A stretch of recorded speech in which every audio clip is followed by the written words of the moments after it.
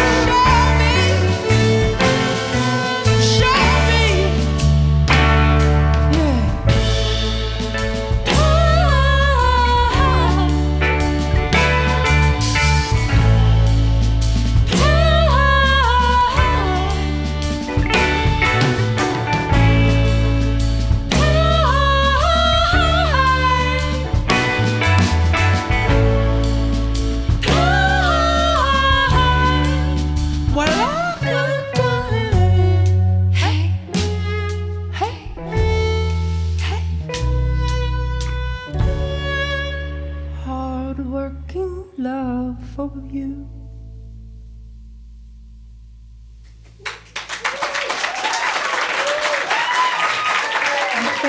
so much. Brand new material from Thao live on WNRN, off an upcoming album that's currently in the works. So your last record, Temple, that came out in 2020, was in some ways your most vulnerable release. You've gone on record as saying it was sort of your first time marrying your personal and professional lives in that way. So I'm curious, have you changed your approach to songwriting since? Have you felt a bigger sense of freedom as you've been crafting this new record? Absolutely. I've been fortunate enough to be doing this for a long time now, since 2006. 2006 was when I went on my first tour. 2008 was the first record released. And there are a few things. I started doing this so young that I didn't have a chance to develop my own sense of self, as one probably should. And I was able to compartmentalize different elements. And I've been out in my personal life for a long time, but due to different familial obligations, cultural pressures, when I started, it definitely wasn't a boon to be out in this realm, and there were so many competing and conflicting different kinds of internalized shame and weight, and Temple was the first time that I was able to address not only my queer identity, but being Vietnamese. When I first started touring, there were absurd things that were said in the music press about me. And I always felt, and I regret doing that in this way, I felt that I had to basically just ignore that element of my identity. And there are tolls that are taken whether or not you are conscious of them. And so this, moving forward, moving beyond Temple, I needed to do A Man Alive I needed to make to address my relationship with my father. There are all these topics and different darknesses that had to be unearthed so that I could move in a more liberated way. And we are here, finally, and I'm just glad I'm still alive. So in addition to crafting your own albums, you've also composed scores for live dance, theater, film. I'm curious about what you took away from those processes. As a songwriter, does it sort of scratch a different itch than recording your own albums? Oh, absolutely. It's very freeing to not have to think about yourself. I have made a living out of thinking about myself too much, and so to have this other release, to be a part of and in service of a greater project and vision, and to work collaboratively with a team, is a counterbalance to the main portion of my creative life. Yeah, absolutely. So we're talking about you coming home to Virginia. Let's back up a little bit. So Thao grew up in Falls Church, graduated from William & Mary, taught yourself how to play guitar around 12 years old. At some point, high school, I believe, started playing open mic nights. That's correct. So I'm curious about, what can you tell us about those times, sort of cutting your chops here in Virginia? Did you play Richmond at all? How was that sort of a learning experience for you before, you finally signed that first record deal when you graduated from college? It was vital. I still believe that there's no other way to become a good performer. There's no better way than to play for people who don't care and who don't know who you are and are just waiting to play themselves. And that's what open mic nights are, right? You just sign up, everyone's just waiting for their spot. But it was, I grew up in Falls Church, and I was playing open mic nights multiple times a week as soon as I could drive. And and they let me in. I could only drink water. You would wait hours to play, and the intention was to be able to arrest attention. So I developed, my performance style in the bogs of open mic night. And oh yes, I played in Richmond all the time. I would I played Harrison Street Cafe. On the weekends when I was at William and Mary, I would drive in to either Richmond or DC to perform.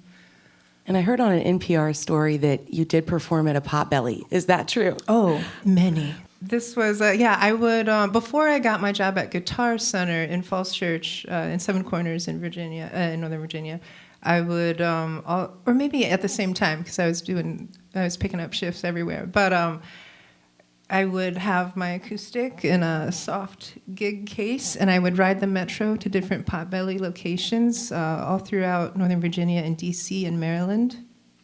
And you had 3 hours to fill, and they would only let you play cover songs, which is terrible for someone like me who doesn't know any cover songs. So I had like 5 that I played over and over again. And it was, I don't know if this is even legal, what they were doing, because sorry, I know they provided sandwiches, and we thank them for that. But I don't know if this still happens. There's these lofts in every Potbelly location and a ladder, and they have a little PA set up there, or a little amp where you can plug in both the microphone and a guitar. And they make it, you have no choice. You just climb up the ladder with your guitar, and then you're just perched on this loft. And then you're watching people eat sandwiches, hot, cold, waiting in line to get it toasted. Or no, that's Quiznos, sorry, I can't remember. There's a lot of, and people they can't see you. It doesn't occur to them to look up, so they're like, I think I hear a live person. I don't know, and then they eat. They don't care that much. They're just like, Then they eat their sandwich. The voice from above. But I will say it was a generous rate. It was $20 an hour, cash, and hot sandwich. Lunch provided. Thao live on WNRN from In Your Ear Studios in Richmond. Would you mind introducing who's playing with you today? It is always my absolute honor and pleasure to introduce my friends. Over on guitar and keys, we have Charlie Glenn, who is a proud son of Richmond.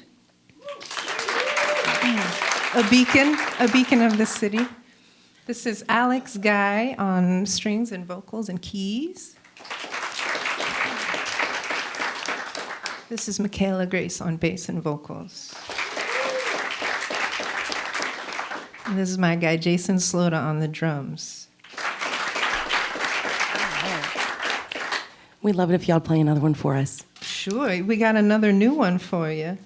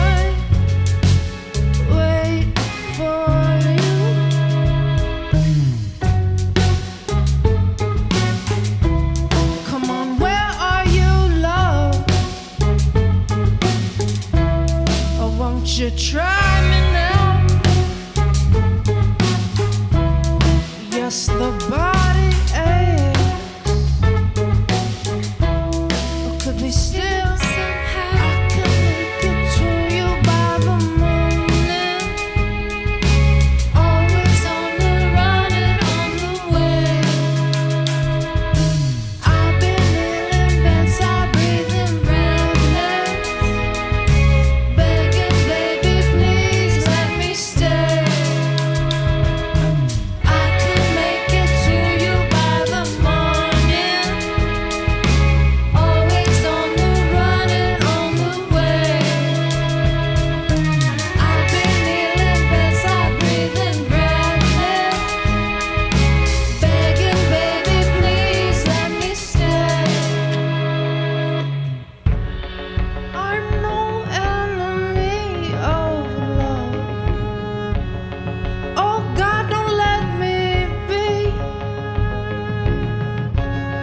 You can hold on to me, my love. I'm no enemy. I'm no enemy of love. Oh God, don't let me be. You can hold on to me, my love. I'm no enemy.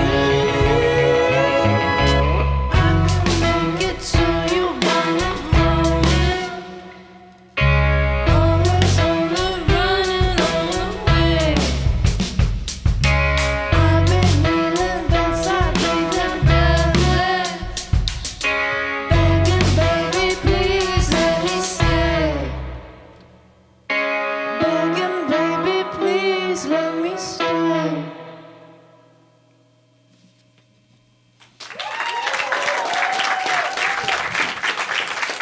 Thank you.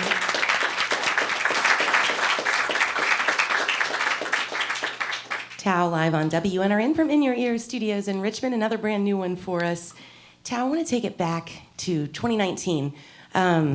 During that time, you became the guest host of the popular podcast Song Exploder. If you're not familiar with the podcast, each episode focuses on a different artist as they deconstruct one of their songs. So I'm curious what that process is like for you, being more of the consumer instead of the creator. Who was your favorite artist interview, or who did you learn the most from? Oh gosh, that entire experience. I was the guest host for all of 2019. I learned and benefited and from every guest that came on, and I know that that's a very diplomatic answer, but it's the truth. It was such a rewarding experience, and at that time I needed it so much because I was trying to wrap up Temple. And I was hitting numerous blocks, and the motivation and the confidence you need to write an album flags, and part of the work, part of the real work is trying to figure out how to maintain enough momentum and energy to see it through, and what was so beautiful about everyone that came on was that they cared so much about their craft, and they loved songwriting and song construction so much that I asked everyone about their discipline and their daily practices. And it didn't necessarily make it into the episode, but it was so inspiring and a real kick in the pants to hear how hard people worked every day. It's that thankless return every day. And you make it a part of your musculature. You have to convince your mind and your body to do it, even if your heart's not in it, or even if you are battling yourself, you're still working. And it just got me excited about songwriting, and it got me excited about different elements of production. I paid more attention to engineering.